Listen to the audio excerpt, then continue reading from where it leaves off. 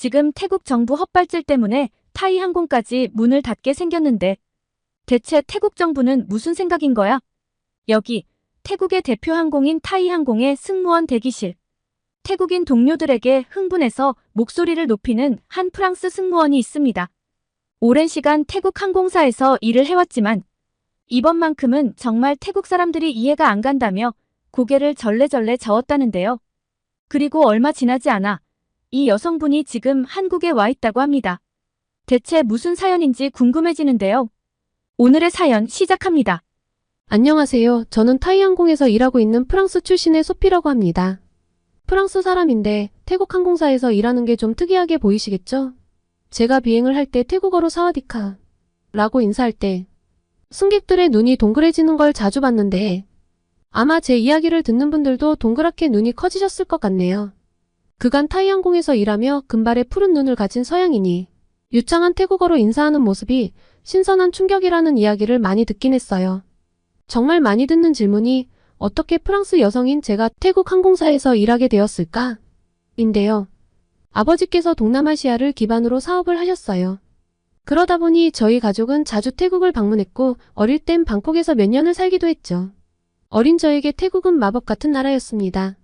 화려한 불빛으로 반짝이는 사원들, 향신료 냄새 가득한 시장, 미소 가득한 사람들까지 모든 것이 신비롭고 아름다웠던 기억입니다. 그래서 프랑스로 돌아간 후에도 방학 때마다 방콕을 찾았어요. 그래서 제게 태국은 제2의 고향이나 다름없었습니다. 그러던 어느 날 비행기를 타고 방콕으로 향하던 중 문득 깨달았어요. 하늘을 날고 있는 그 순간이 너무나 행복한 거 있죠? 그때 결심했습니다. 아, 이거야. 내가 하고 싶은 일이 바로 이거야. 이렇게 비행을 좋아하는 마음과 태국에 대한 애정이 만나 자연스레 타이항공의 승무원이 되겠다는 꿈을 꾸게 되었습니다. 물론 쉽지 않은 도전이었습니다. 외국인이 태국 항공사에 들어가는 것은 흔한 일이 아니었으니까요. 하지만 제 태국어 실력과 문화에 대한 이해, 그리고 열정을 인정받아 마침내 꿈을 이룰 수 있었어요. 타이항공에서 일하면서 저는 정말 행복했습니다. 매일 다양한 사람들을 만나고 여러 나라를 오가는 일은 언제나 새로운 경험을 안겨주었죠. 특히 태국인 동료들과 일하는 것은 정말 즐거웠어요. 그들의 미소와 친절함은 제가 어릴 적 경험했던 그대로였습니다. 동료들 중에는 특히 친한 친구들이 몇 명 있었어요. 누카 프라이가 바로 그 친구들입니다. 우리는 자주 함께 시간을 보내며 서로의 문화에 대해 이야기를 나누곤 했죠. 누카 프라이는 제게 더 깊이 있는 태국 문화를 가르쳐 주었고 저는 그 친구들에게 프랑스의 문화를 소개했어요. 이렇게 타이항공에서의 제 삶은 순조롭게 흘러가고 있었습니다. 하지만 최근 들어 뭔가 분위기가 달라지기 시작했어요. 최근 몇 달 사이 누카 프라이의 SNS에서 이상한 변화를 느끼기 시작했습니다. 벤코리아라는 해시태그가 자주 보이기 시작한 거죠. 처음에는 뭔가 일이 있었나 보다 하고 그냥 넘겼어요. 하지만 점점 더 자주 보이는 그 해시태그와 함께 한국을 비난하는 글들이 눈에 띄기 시작했어요. 한국 사람들은 우리를 무시해. 다시는 한국 여행 가지 말자. 한국 제품 불매운동 시작이다. 이런 글들을 보며 저는 혼란스러웠습니다. 얼마 전까지만 해도 한국 아이돌을 열광적으로 좋아하고 한국 화장품을 찬양하던 누카 프라이가 왜 갑자기 이렇게 변한 걸까요? 한국행 비행기를 탈 때마다 쇼핑을 엄청나게 해오고 한국에 별 관심이 없는 제게 한국 화장품을 선물까지 했던 애들인데 무슨 일이 있었던 걸까? 궁금증과 함께 SNS에서 끊임없이 올라오는 정제되지 않는 표현은 미간이 절로 찌푸려졌습니다. 한국이 역겹다라든가 한국 사람들은 모두 미개하다처럼 난데없이 증오를 표출하는 이런 게시글들은 친해도 불편했어요. 더 이상 참을 수 없어 누색에 물어보았어요. 왜 갑자기 한국을 싫어하는 거야? 무슨 일 있었어? 누의 표정이 어두워지는 걸 보며 뭔가 심각한 일이 있었음을 직감했죠. 누은 한숨을 쉬며 대답했습니다. 소피, 너는 이 일에 관심이 없었구나. 하기사 너는 프랑스인이니까. 요즘 한국에서 태국 사람들 입국을 막고 있어. 많은 사람들이 여행을 가려다 입국을 거부당하고 돌아오는 차별적인 일이 발생하고 있거든. 한국이 우리나라 사람들을 이렇게 무시하는 게 너무 화가 나고 억울해. 누은 계속해서 설명했어요. 내 친구 중 한 명은 좋아하는 K-팝 그룹의 팬사인회에 가려고 한국에 갔다가 입국을 거부당했대. 팬사인회 입장권이랑 귀국 항공권, 심지어 그룹의 앨범까지 보여줬는데도 불법 체류자 취급을 했다고 하더라고. 결국 공항에서 바로 태국으로 돌아올 수밖에 없었대.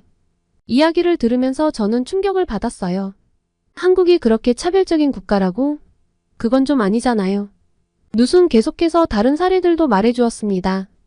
회사 동료들과 함께 갔는데 혼자만 성이 달랐다는 이유로 입국을 거부당한 경우, 공무원 신분증까지 있었지만 인정해주지 않은 경우, 심지어 가져온 돈이 너무 많다며 의심받은 경우도 있었다고 해요. 그래서 우리가 뱅코리아 운동을 하는 거야, 누시 말했어요.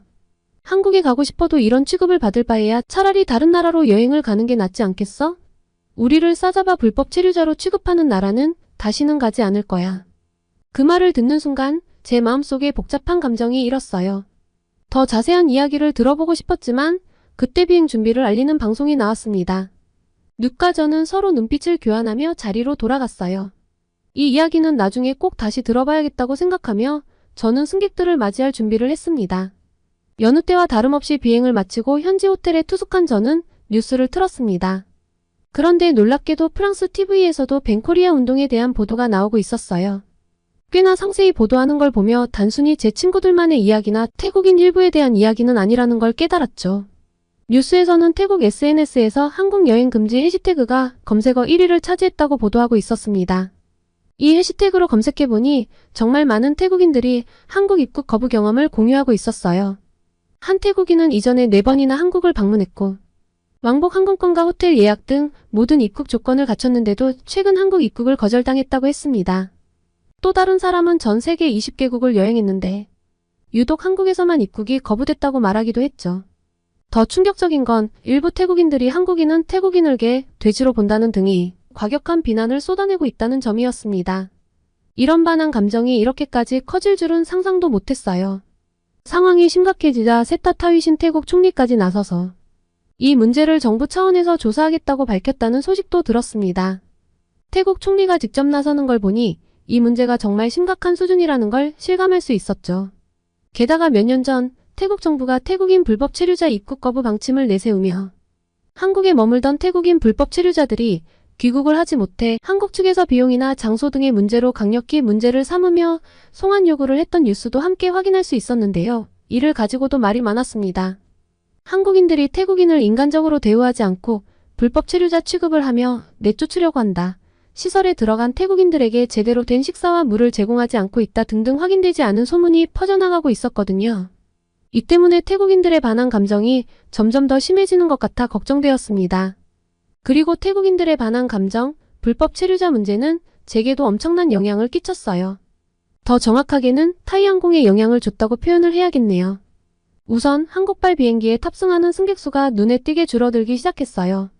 예전에는 항상 만석이었던 한국행 비행기였는데 태국인들은 거의 찾아볼 수 없었고 태국으로 여행을 오던 한국인들의 수도 눈에 띄게 줄어들었습니다. 대신 중국을 오가는 비행기는 넘쳐나는 승객들로 북적거렸죠. 소피, 이번 주 한국행 비행기 승객 수 봤어? 동료 누시 휴게실에서 커피를 마시며 물었습니다. 저는 고개를 끄덕였어요. 응, 정말 걱정되더라. 이래서야 노선 유지가 가능할까? 들리는 소문으로는 한국행 노선을 줄이고 중국행을 늘릴 거래. 뱅코리아 운동 여파도 있고 한국인들을 보복성으로 태국에서 입국 금지하는 경우도 있어서 한국에서 태국을 이제 더 이상 선호하지 않는다더라고. 그래서 중국 관광객들을 최대한 데려오려나 봐. 프라이가 끼어들었습니다. 근데 그게 과연 좋을까? 우리는 잠시 침묵에 빠졌어요. 중국인 승객이 늘어난다는 건 우리 모두에게 부담스러운 일이었거든요. 어느 날 중국인 단체 관광객들을 태운 비행기에서 일하게 되었습니다. 비행기에 오르자마자 시끄러운 소리와 냄새가 저를 덮쳤어요. 객실은 이미 아수라장이 되어 있었죠. 그 중에서도 특히 한 남자 승객이 눈에 띄었습니다. 술에 취한 듯 큰 소리로 떠들며 다른 승객들을 귀찮게 하고 있었거든요. 선생님, 다른 승객들에게 피해를 주고 계세요. 제발 자제해 주시겠어요? 제가 부탁했어요. 뭐? 내가 뭘 잘못했다고? 그 승객이 소리를 질렀습니다. 너희 같은 것들이 뭘 안다고. 그 승객은 제 팔을 거칠게 잡았고 그 과정에서 저는 멍이 들었어요. 결국 다른 승무원들의 도움으로 승객을 진정시킬 수 있었지만 정말 힘든 비행이었습니다. 착륙 후 동료들과 이 사건에 대해 이야기를 나누었어요. 나도 지난주에 비슷한 일이 있었어. 한국인 크루인 지민이가 한숨을 쉬며 말했습니다. 한 승객이 화장실에서 담배를 피우다 적발됐는데 그걸 말리는 과정에서 욕설을 들었지 뭐야. 어제는 비행기 좌석을 일부러 망가뜨린 승객도 있었대. 누시 덧붙였어요. 수리 비용이 엄청나다던데. 다음날 휴식 시간에 TV를 보고 있었는데 깜짝 놀랐습니다. 제가 겪었던 그 중국인 승객의 사건이 뉴스에 나오고 있었거든요. 어제 타이항공 비행기에서 난동을 부린 중국인 승객이 오늘 방콕 왕궁에서 또다시 문제를 일으켰습니다. 화면에는 모자이크 처리된 남자의 모습이 보였지만 그의 옷차림과 행동을 보니 분명 제가 겪었던 그 승객이 맞았어요. 해당 승객은 왕궁 내에서 자녀에게 소변을 누도록 해 큰 논란을 일으켰습니다. 이에 태국 관광체육부 장관은 강력히 항의하며 해당 관광객에 대한 처벌을 검토 중이라고 밝혔습니다. 저는 그 광경을 믿을 수 없다는 듯이 쳐다보았어요. 어제 비행기에서 그토록 난동을 부리더니 오늘은 왕궁에서 이런 일을 저질렀다니 말이에요. 저 사람 어제 우리 비행기에 탔던 그 사람 맞지? 누시 놀란 목소리로 물었습니다. 응, 맞아. 제가 고개를 끄덕였어요. 어쩜 이럴 수가 있지? 우리는 서로를 바라보며 한숨을 쉬었습니다. 이런 상황이 계속된다면 타이항공의 모든 직원들이 안전은 물론이고 정신 건강까지 위협받을 것 같았어요. 하지만 태국 정부는 중국을 너무나 좋아하는 것 같았어요. 화면이 바뀌더니 태국 총리가 공항에서 중국 단체 관광객들을 직접 환영하는 모습이 나왔거든요. 오늘부터 중국 관광객들에 대한 비자 면제 조치가 시행됩니다. 이를 통해 태국 관광산업이 더욱 활성화될 것으로 기대됩니다. 와, 저렇게까지 해야 하나? 누시 놀란 표정으로 말했어요. 경제적으로는 도움이 될지 모르지만 말이지. 제가 말을 이었습니다. 승무원들은 죽으라고 등을 떠미는 건가? 지금도 충분히 힘든데 중국인 관광객이 늘어나면 감당이 안 될 텐데. 우리는 서로를 바라보며 깊은 고민에 빠졌어요. 앞으로 우리 항공사와 우리들의 일상이 어떻게 변할지, 그리고 이런 상황에서 우리가 어떻게 대처해야 할지 막막하기만 했습니다. 우리 항공사에서도 뭔가 대책을 마련해야 하지 않을까? 직원들이 너무 힘들어질 게 뻔한데. 제가 조심스럽게 제안했어요. 맞아. 누시 동의했습니다. 특별 교육이라도 받아야 할 것 같아. 이런 상황에 대처하는 방법 같은 거 말이야. 그리고 회사 차원에서 우리의 안전을 보장하는 정책도 필요해. 누시 덧붙였어요. 다음날 우리는 긴급 직원 회의를 소집했습니다. 모두가 모여 현재 상황에 대해 이야기를 나누었죠. 최근 중국인 승객들의 문제 행동이 늘고 있어요. 우리의 안전이 위협받고 있습니다. 한 동료가 말했어요. 다들 사실 벤코리아가 아니라 벤차이나여야 하는 거 아니냐며 온갖 불평불만을 늘어놨죠. 그때 태국인들의 마음을 좀 본 것 같아요. 사실은 한국이 좋은데 한국이 우리를 싫어한다고 생각하니 마음이 뒤틀려버린 것 아닐까. 우리는 오랜 시간 토론을 했어요. 결국 회사 측에 몇 가지 제안을 하기로 했습니다. 첫째, 모든 승무원들에게 문화 다양성 교육을 실시하자는 거예요. 둘째, 문제 승객 대응 매뉴얼을 만들자고 했죠. 셋째, 승무원들의 안전을 위한 보안 인력 증원을 요청하기로 했습니다. 적어도 중국 관광객들이 앞으로 계속 올 거라면 이 정도의 목소리는 내야 한다고 생각했어요. 얼마나 받아들여질지 모르겠지만 저는 그래도 오랜만에 편안한 마음으로 잠자리에 들 수 있었어요. 하지만 다음날 아침 예상치 못한 소식이 저를 기다리고 있었습니다. 다음날 아침 출근길에 태국 현지 신문을 보니 상황은 더욱 심각해 보였어요. 한국 놀러 가지 마. 라는 제목의 기사가 눈에 띄었습니다. 기사에 따르면 많은 태국인들이 한국 대신 일본이나 대만으로 여행지를 바꾸고 있다며 한국은 갈 필요가 없는 나라라는 거예요. 일본의 아류작 같은 나라라는 차별적 언어까지 곁들여 정말 심각해 보이는 수준의 기사였습니다. 제가 한국을 딱히 좋아한다거나 관심이 있다거나 한 건 아니지만 사실 중국 승객이 늘어나는 건 우리의 근무 환경과 직결되는 문제이니 골치가 아파왔죠. 출근해서 동료들과 이야기를 나눠보니 모두들 이 상황에 대해 걱정하고 있었습니다. 그리고 제가 미처 체크하지 못했는데 타이항공 내 한국인 승무원들도 문제였어요. 태국에서 느껴지는 반한 감정 때문에 스트레스를 엄청나게 받고 있더라고요. 은근히 배척하는 분위기도 느껴지고요. 어느 나라 사람이냐를 떠나 소중한 제 동료잖아요. 그리고 설령 한국이 잘못한 게 있다 하더라도 한국인 크루들에게 그러면 안 되는 거고요. 무엇보다 태국의 일방적인 주장 말고 균형 있는 시각이 필요할 때였습니다. 저는 잠시 생각에 잠겼어요. 이 상황을 그냥 두고 볼 순 없다는 생각이 들었죠. 누카 프라이에게 말했습니다. 아무리 그래도 그렇지 한국이 괜히 그러진 않을 거 아니야. 이유가 있을 것이고 오해가 있다면 풀어야지. 난 한국을 잘 모르지만 어떤 특정 국가가 괜히 그러는 건 아닐 거라고 생각해. 그때 한국인 승무원인 지민 씨가 지나갔습니다. 엄청 활달하고 즐거운 동료인데 평소보다 훨씬 말랐고 얼굴도 헬쑥해 보였죠. 지민아, 괜찮아? 제가 걱정스럽게 물었습니다. 지민이는 힘없이 자리에 앉았어요. 괜찮아, 소피야. 그냥 요즘 좀 힘들어서 그래. 저는 용기를 내어 물었습니다. 지민아, 사실 우리 태국인 동료들이 한국에 대해 오해하고 있는 것 같아. 대체 왜 한국은 태국인들의 입국을 거부하는 거야? 자세히 설명해 줄 수 있어? 지민 씨는 깊은 한숨을 내쉬었어요. 그리고 천천히 이야기를 시작했습니다. 사실 이 문제는 복잡해. 한국에서 태국인 불법 체류자 문제가 심각해지면서 시작됐어. 현재 한국에 거주하는 불법 체류자들 중에서 태국인들의 비율이 가장 높아. 전체 외국인 불법 체류자 중 약 78%를 차지하고 있지. 눕과 프라이의 눈이 커졌어요.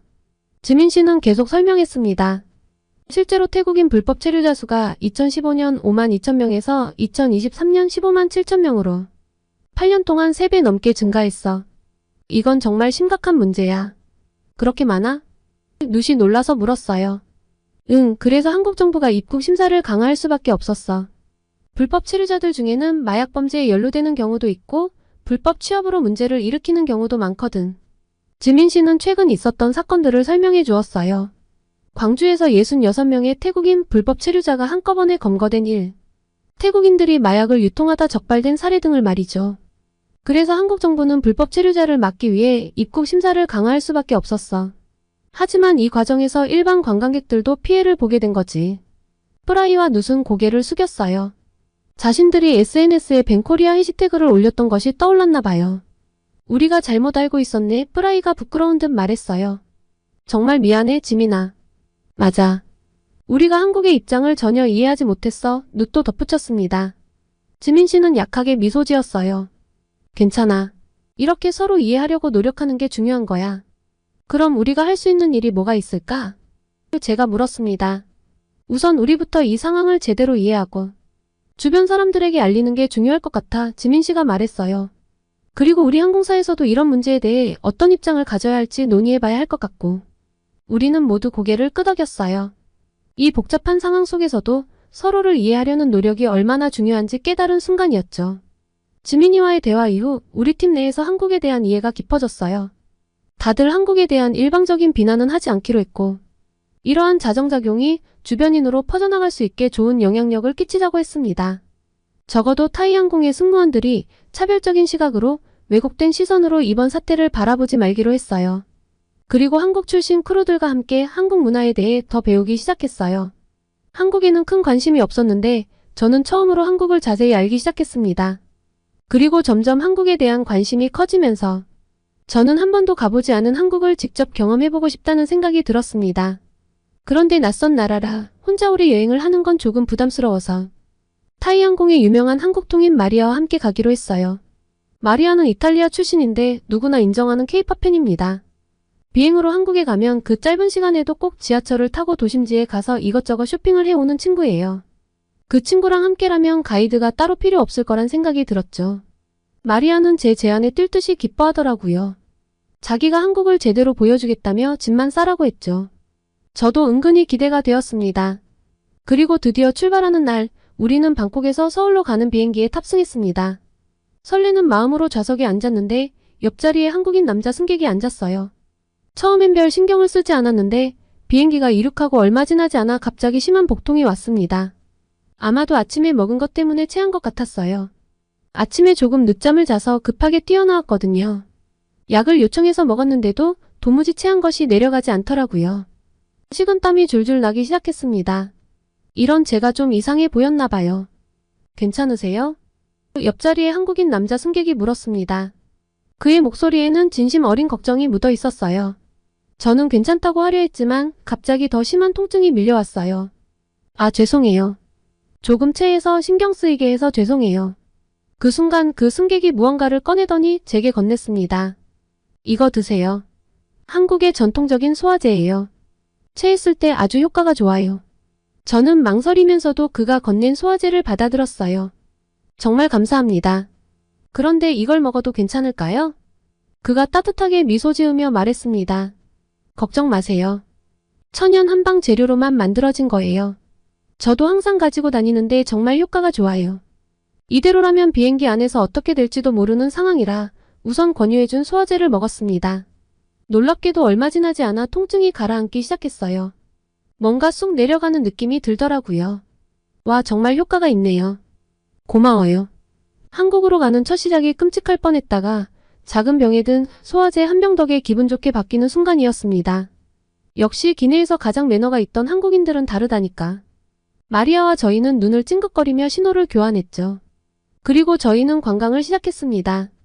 마리아가 말했어요. 소피, 우리 그간 진상 중국인들 승객 때문에 고생했으니 몸보신을 해야 해. 한국에 오면 삼계탕을 꼭 먹어봐야 한다고. 또 체할까봐 기내식을 하나도 먹지 못해 좀 배고팠는데 삼계탕은 뭐지 싶었지만 마리아 추천이니 뭐 괜찮겠지 란 생각으로 따라갔습니다. 아주 인기가 많은 집이라더니 한국인도 많지만 외국인도 정말 많았습니다. 메뉴판에 어떻게 먹는지 안내가 외국어로 된 걸로 봐서 마리아가 제대로 데려왔단 느낌이었어요. 한국 전통가옥 같은 느낌으로 된 건물도 멋졌는데 나온 음식은 사실 좀 생소했습니다. 하지만 정말 맛이 좋더라고요. 아주 따뜻하고 고소해서 뽀얀 국물을 계속 떠먹고 있던 찰나 옆 테이블이 뭔가 신경 쓰이기 시작했어요. 태어나 처음 와본 한국에 아는 사람이 있을 리 없으니 내가 오늘 피곤해서 그런가 보다 하고 다시 밥을 먹는데 아무리 생각해도 어디서 본 듯한 사람인 것 같은 거예요. 그런데 옆 테이블 사람도 자꾸 저를 흘끔흘끔 쳐다보더라고요. 더 이상 삼계탕에 집중이 안 되기 시작했습니다. 어디서 봤더라 하는 순간 갑자기 기억이 났어요. 아 맞다. 방콕에서 서울행 비행기. 제가 체했을 때 도와준 한국 남자. 너무 놀라서 깨악 소리를 질렀는데 소리가 너무 컸던지 옆 테이블 남자가 고개를 들어 저를 바라봤습니다. 민망해서 어쩔 줄 모르는데 남자가 맞네 라며 환하게 웃어주더군요. 그러면서 제게 약수를 청했습니다. 안녕하세요, 승훈입니다. 비행기에서 많이 힘들어 보이셔서 걱정했는데 이렇게 뵙게 되어 다행이네요. 그런데 좀 신기하더라고요. 여기는 관광객 맛집으로 아는데 현지인인 사람이 왜 여기 있는 걸까요? 현지인들도 많이 오는 곳인가? 친구를 데리고 온 건가? 그런데 그 순간 승훈 씨가 물었습니다. 여기 엄청 유명한 데인데 한국에 아는 분이 있으신가 봐요? 누가 추천했어요? 뭐야, 나랑 비슷한 걸 궁금해했잖아. 뭔가 약간 수줍어지려는 순간 호기심에 가득 찬 마리아가 끼어들었습니다. 어라? 그때 그분이네. 이야, 은인이잖아. 안녕하세요. 전 소피 친구 마리아예요. 라며 시작한 마리아의 대화에 당황했는데 어느 순간 저희와 승훈 씨 일행은 한국의 디저트 가게에 앉아있더라고요. 승훈 씨 말로는 태국과 베트남 등 동남아시를 대상으로 사업을 한다고 하더라고요. 지금은 미팅을 위해 한국에 왔고 2주일 정도 서울에 머물 예정이라고 했습니다. 아, 그런데 마리아 입을 좀 막고 싶었어요. 우리도 관광을 해야 하는데 외국인들이 관광을 해야 하니 한국 사람이 좀 도와주면 어떻겠냐고 하는데 대체 얘가 왜 이러나 싶은 거예요. 자기가 현지인보다 한국을 더 잘한다고 이야기할 땐 언제고? 그런데 승훈 씨가 참 성격이 좋았습니다. 마리아가 너무 주책을 떨어서 얘 뭐야 할 법도 한데 그걸 다 받아주더라고요. 그리고 어느 순간 연락처를 교환하고 진짜 관광도 같이 하기로 했죠. 머리가 지끈거리는 느낌이었습니다. 나오면서 마리아에게 너 이게 지금 뭐 하는 거야? 저 남자가 유부남이거나 애인이 있으면 어쩌려고 했더니 절 비웃더라고요. 한국 남자들은 프랑스 남자들처럼 가볍지도 않고 굉장히 젠틀해. 그리고 왼손에 반지도 없던데? 결혼도 안 했어. 그리고 여자친구가 있으면 혼자 여행 왔겠니? 무엇보다 널 보는 눈빛이 심상치 않았다니까. 난 느낌이 왔어. 그렇게 저는 난생 처음 방문한 한국에서 프랑스 여자들과 한국 남자 하나라는 특이한 조합으로 관광을 시작했습니다. 아무래도 한국인이 관광을 이끌어주니 편하긴 편하더라고요. 마리아가 한국어를 좀 할 줄 알지만 아직 한참 배워야 하는 수준이라 마리아를 믿고 어딘가를 가기는 좀 어렵거든요. 그리고 무엇보다 얼떨결에 2명의 외국 여자를 데리고 관광을 시켜줘야 하는 승훈 씨 입장도 곤란했을 텐데 배려도 잘해주고 참 친절했습니다. 많이 걸을 땐 가방을 들어주기까지 했어요. 처음엔 당황스러웠는데 승훈 씨의 매너에 적응해버린 제가 당황스러울 정도였죠. 그리고 많은 대화를 통해 조금씩 알아갈수록 참 괜찮다는 생각이 들더라고요. 프랑스 남자들이 로맨틱하다고 알려져 있지만 사실 좀 많이 가볍거든요. 제가 대학 때 만나봤던 프랑스 남자들은 하나같이 진중함이라고는 찾아볼 수 없는 사람들이었어요. 그런데 승훈 씨는 참 진중한 편이었습니다. 영어, 태국어도 수준급으로 잘해서 소통하기도 어렵지 않았고요. 제가 한국 여행을 오기 전 마리아가 귀에 피나도록 이야기했던 한국의 장점은 사실 잘 기억이 안 났는데 승훈 씨가 말하는 한국 이야기는 왜 그렇게 재미있고 쏙쏙 들어오는지 참 신기했던 경험이었습니다. 많이 친해져서 방콕으로 돌아가는 비행기도 같이 맞추기로 했죠. 그리고 방콕으로 돌아가는 비행기에서 승훈 씨가 이야기를 했습니다. 저와 진지한 관계가 되었으면 한다고요. 결말이요? 다들 예상하시듯 진지하다 못해 아주 깊은 관계로 잘 만나고 있답니다. 승훈 씨를 통해 한국과 한국인을 알아가면 알아갈수록 그때 호들갑을 떨며 함께 관광을 하게 해준 마리아에게 참 고마워요. 마리아 말대로 한국 남자는 프랑스 남자들에 비해서 아주 젠틀하고 진중했습니다. 매너도 아주 좋고요. 좀 특이한 면은 있었습니다. 지금은 적응을 했는데요. 화장실을 정말 자주 가더라고요. 프랑스 사람들과는 달라서 좀 생소했어요. 정말 관리가 철저하구나 하고 느꼈는데요. 아침에도 샤워를 하고 나가고 저녁에도 샤워를 하는데 좀 더운 날이면 중간에도 샤워를 하더라니까요. 그렇게 자주 씻어서 냄새가 안 나는 걸까요? 그런데 밖에서 돌아다니다가 땀을 흘려도 나쁜 치취가 전혀 없더군요. 데오드란트를 쓰지 않는데도 몸에서 향긋한 냄새가 나다니 정말 부러워요. 그리고 밥도 좀 많이 먹어요. 태국 사람들은 많이 먹지 않거든요. 그러다 보니 태국의 1인분이 참 작은데 승훈 씨는 태국에서 3인분은 먹어야 1인분 먹은 것 같다며 정말 잘 먹습니다. 식당에서 메뉴를 시킬 때마다 다들 깜짝깜짝 놀랄 정도예요. 신기한 건 그렇게 먹는데 살이 잘 안 찌더라고요. 이렇게 쓰고 보니 부러운 점들이 많네요. 생각해보면 참 신기해요. 한국에 별 관심이 없던 제가 벤코리아 운동을 계기로 한국에 대해 잘 알게 되고 한국에 여행을 오고 비행기에서 체하는 바람에 승훈 씨가 제 얼굴을 제대로 기억할 수 있었고 서울의 삼계탕집에서 만난 승훈 씨까지 꼭 드라마 같지 않나요? 이렇게 좋은 사람을 만나게 된 것에 매사 감사한 요즘입니다. 얼마 전 프로포즈를 받아서 조만간 한국으로 승훈 씨 부모님을 다시 뵈러 갈 예정인데요. 사실 제 첫 한국 관광은 승훈 씨에 대한 기억만 있어서 이번에 가면 한국의 명소를 제대로 둘러볼 예정입니다. 한국 관광을 하면서 또 재미있었던 이야기가 있으면 전하겠습니다. 맞다. 정작 마리아는 한국 남자를 만나고 싶은데 남자친구를 아직 못 만났다고 울상인데 구독자분들 중 좋은 한국 남자가 있으면 소개해 주실 수 있을까요? 한국어도 이제 곧잘하고 좀 정신없고 수다스러워서 그렇지 애가 착하긴 착하거든요. 좋은 사람 있다면 꼭 추천 부탁드려요. 오늘은 프랑스 출신으로 태국의 타이항공 승무원으로 일하며 태국의 벤코리아 운동을 객관적인 시선에서 지켜봤던 타이항공 승무원분의 사연이었습니다. 오늘의 사연이 마음에 드셨다면 구독과 좋아요를 눌러주세요. 여러분의 구독과 좋아요는 계속해서 좋은 사연을 소개할 수 있는 힘이 됩니다. 이상 감동저장소였습니다.